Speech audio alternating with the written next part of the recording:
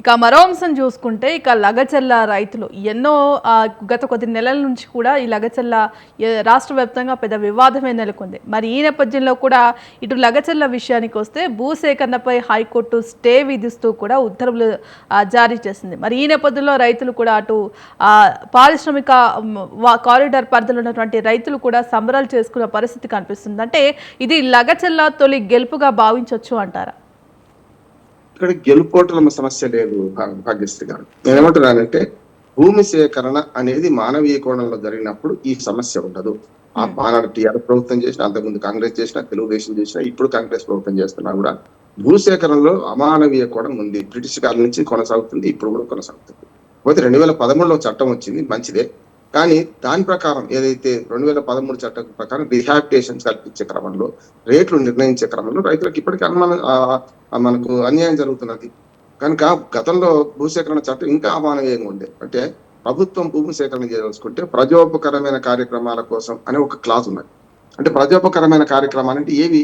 ఉదాహరణ టెలిఫోన్ స్తంభం, railway line, road, ఇవన్నీ ప్రజోపకరణం, మంచినీళ్ళ పైప్ లైన్, ఇట్లాంటిది స్పష్టంగా కనపడుతుంది, మనకు స్పష్టత ఉంటుంది. కానీ ఎవరికో పారిశ్రామికవేత్తకు దోచి రియల్ ఎస్టేట్ వ్యాపారం చేసి వీళ్ళ దగ్గర నుంచి తక్కువ భూమి కొని దాన్ని పదింతలకు ప్రభుత్వం అమ్ముకుంటే ఏమంటారు? దాన్ని రియల్ ఎస్టేట్ వ్యాపారం అంటాం కదా. జరుగుతుంది అదే. గతంలో సెజ్లకు వ్యతిరేకించినప్పుడు నేను వాటి ఉద్యమకారుని, నేను సత్యవేడు చిత్తూరు జిల్లాల సెజ్ నుంచి మొదలు పెడితే పోలేపల్లి మహబూబ్నగర్ జిల్లా సెజ్ వరకు నేను తిరిగిన వాడిని చెప్తున్నాను అనుభవంతో. అంటే భూసేకరణ అనేది ప్రభుత్వం ఒక రియల్ ఎస్టేట్ వ్యాపారిగా వ్యవహరిస్తుందా, లేకపోతే మనకు మానవీయ కోణంలో ప్రజోపకరమైన పండుగ చేస్తా అని. అందుకంటే చట్టం గురించి కొట్లాడిన 2013లో యూపీఏ 2 గవర్నమెంట్ లో చట్టం వచ్చింది భాగ్యశ్రీ. ఏమనంటే మీరు భూమి సేకరించేటప్పుడు మానవీయ కోణం ఉండాలి. అందులో రిహాబిటేషన్ లో ఉద్యోగం కానీ, ఉద్యోగ కల్పనలో వీలు కాకపోతే కొంత డబ్బులు అధిక సహాయం చేయడం కానీ, కుటుంబంలో 18 ఏళ్ళు నిండిన వాడిని ఒక కొత్త కుటుంబంగా పరిగణించడం కానీ, పెళ్ళైతే ఖచ్చితంగా కొత్త కుటుంబంగా పరిగణించడం కానీ, ఇట్లాంటివన్నీ మానవీయ కోణంతో కొన్ని మార్పులు చేశారు. అది చాలా ఆదర్శమైన చట్టం. కానీ చట్టం ఉంది కానీ చట్టం అమలు చేయడంలో రూడ్ గా పోతున్నాయి గవర్నమెంట్స్ అంటున్నారు. అది మరణ సాగర్ కావచ్చు, కొండపోచమ్మ సాగర్ కావచ్చు, ఇవాళ లగిచర్ల కావచ్చు. సంబరాలు చేసుకోవచ్చు. నేను మొదటి నుంచి అంటున్నాను, లగిచర్ల విషయంలో ఏదైతే మనకు మెడికల్ సిటీ పెట్టి ఆ తర్వాత ఏదైతే మళ్ళీ దాని నోటిఫికేషన్ మార్చేసి ఇప్పుడు కారిడార్ అంటున్నారు. కానీ కత్తి మెడ మీద ఉంది కదా. వాళ్ళ దగ్గర 40 లక్షలు 50 లక్షలకు ఎకరం ఉంది. మీరేమంటున్నారు? 10, 15, 20 ఇస్తా ఉంటున్నారు. మరి 40, 50 లక్షలకు ఎకరం ఉన్న భూమిని 20 లక్షలకు మీకు ఎందుకు అమ్ముకోవాలి ప్రభుత్వం కానీ ఓ సమస్య వస్తుంది కదా. అందుకని అక్కడ ముఖ్యంగా గిరిజన ప్రాంతంలో గిరిజనులు ఎక్కువ మంది ఉన్నారు. ఈ భూమి ప్రభుత్వ భూమి దొరకలేదా మీకు ఎక్కడైనా?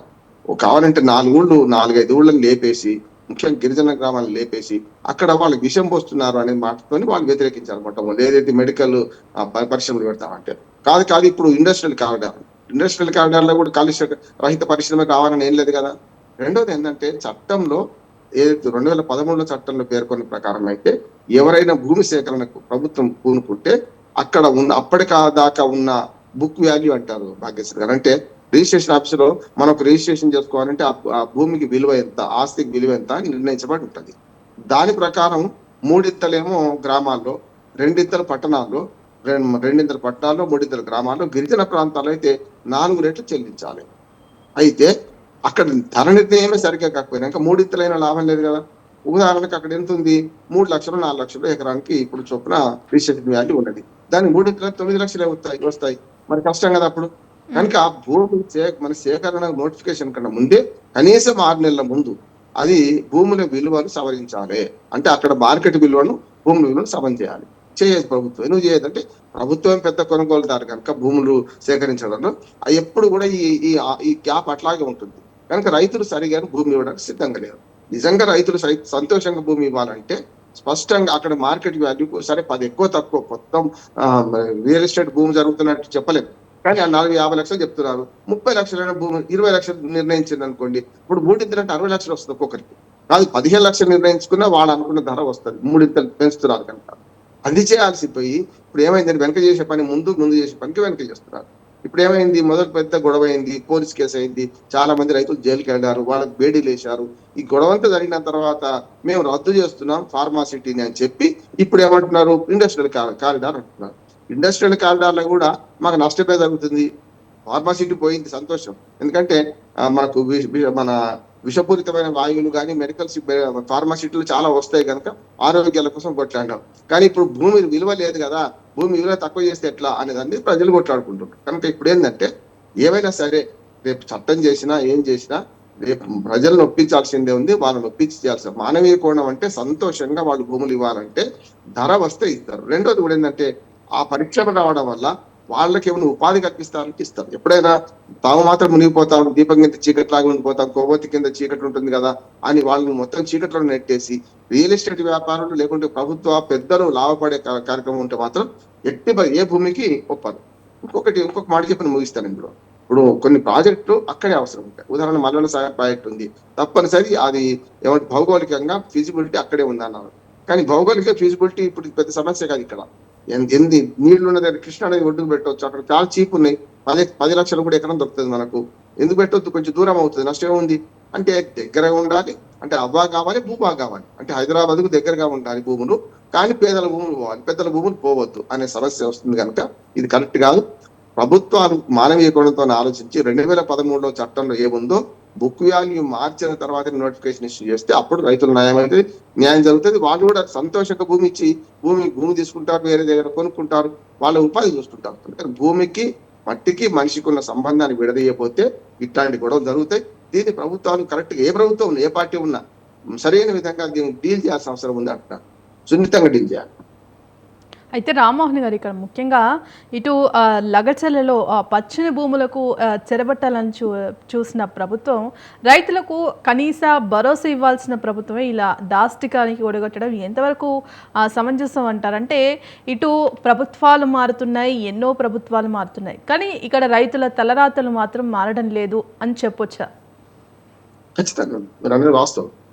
నేను అదే చెప్పాను, నేను సూత్రం చెప్పాను. భూమి సేకరణకు ఏ మార్గాలు అనుసరించాలి, సుప్రీంకోర్టు గైడ్ లైన్స్ ఉన్నాయి. అట్లాగే మనకు 2013 రీహాబిలిటేషన్ యాక్ట్ ఒకటి ఉన్నది కనుక వీళ్ళకి పునరావాస పట్ల కల్పించాలి, ఇవన్నీ ఉన్నాయి. దాని ప్రకారం తెలియదలుచుకుంటే భూములకు సరైన ధరిస్తే పోతారు కదా అంటున్నాను. ఇప్పుడు మీరు ఒక ప్రాజెక్టు ఖర్చు పెట్టే దాంట్లో భూమి సేకరణకు కూడా 1/3 అవుతుంది, అబ్బో ఎక్కువ అవుతుంది, 100 రూపాయలు 33 రూపాయలు భూమి సేకరణకి పోతే ఎట్లా అంటే మరి వాళ్ళైతే భూముల రైతులే కదా, వాళ్ళైతే పేదలే కదా, మరి వాళ్ళ భూములు తీసుకున్నప్పుడు వాళ్ళకి రేటు ఇవ్వద్దా? అంటే ఇప్పుడు మనకు పరిశ్రమ పెడితే యంత్రాల ఖర్చు, అరుగుదల ఇవన్నీ చూసే వాళ్ళు రేట్ నిర్ణయిస్తారు.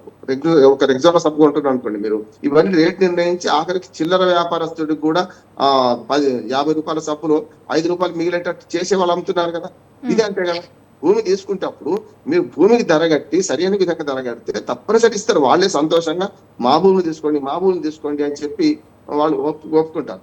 కానీ ఇక్కడ ఏమైతుందంటే భూమి ధరనే తక్కువ కావాలి. రెండోది ఇప్పుడు రియల్ ఎస్టేట్ వ్యాపారం చేస్తున్నారు, ప్రభుత్వం తీసుకొని పోనీ మా పరిశ్రమలు వాళ్ళని కొనుక్కోమనండి, ఎందుకు కొనుక్కోరు? అప్పుడు ఎక్కువ ధర వస్తుంది కదా.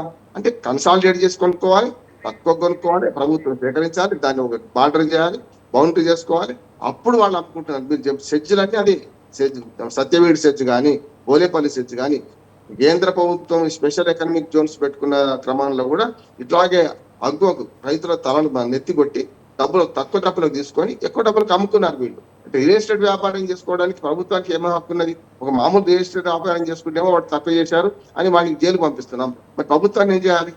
కానీ పూర్తిగా మానవీయ కోణం లగ్గిచర్ల రైతుల పోరాటంలో వాస్తవం ఉన్నది. వాళ్ళకి కావాల్సిన పరిహారం అడుగుతున్నారు, మొత్తం ఇయ్యట్లేదు, పరిహారం ఎక్కువ కావాలని అడుగుతున్నారు. 3 పరిహారం ఇచ్చినా, మీరు చెప్పిన ధరకు 3 ఇచ్చినా కూడా మాకు ఉన్న రేట్లో సగం కూడా రావడం లేదని వాళ్ళు అంటున్నారు. కనుక వాళ్ళకి చేయాల్సింది ఏంటంటే భూముల ధరలు మొదలు పెంచండి, బుక్ వాల్యూ, అప్పుడు సాధ్యమవుతుంది. అప్పుడు 3 ఇస్తే వాళ్ళకి 50-60 లక్షల రూపాయలు వస్తాయి ఎకరానికి. దాని బదులు ఎక్కడైనా కొనుక్కుంటారు. వీలైన తొందరగా ఈ మానవీయ కోణంతో చేస్తే లగ్చర్ల రైతులు భూములు ఇవ్వడానికి సిద్ధంగా ఉంది. అంటే ఇప్పుడు న్యాయస్థానం ఏదైతే ఉత్తర్వులు విధించిందో, స్టే విధించిందో, ఇదొక విధంగా రాష్ట్ర ప్రభుత్వానికి ఎదురు దెబ్బ అని అనుకోవచ్చా? అదే రాష్ట్ర అప్పుడు మానవీయ కోణంతో హైకోర్టు ఏమన్నదంటే, మీరు గతంలో ఫార్మాసిటీ అన్నారు, ఇప్పుడేమో కారిడార్ అంటున్నారు, వాళ్ళు ఇవ్వడానికి ఇష్టం లేదు, ఇష్టం లేని దగ్గర ఎట్లా తీసుకుంటారు అని చెప్పి ఒక 8 ఎకరాల విషయంలో, నేను హైకోర్టు తీర్పును కూడా నేను చదివాను, 8 ఎకరాల విషయంలో వచ్చింది. మొత్తము లగిచర్ల రైతుల మొత్తం ఎవరో కోర్టుకెళ్ళారు, ఎవరు కొంచెం ధనవంతులు లేకపోతే కోర్టు ఫీజు భరించేవాడు వెళ్ళారు.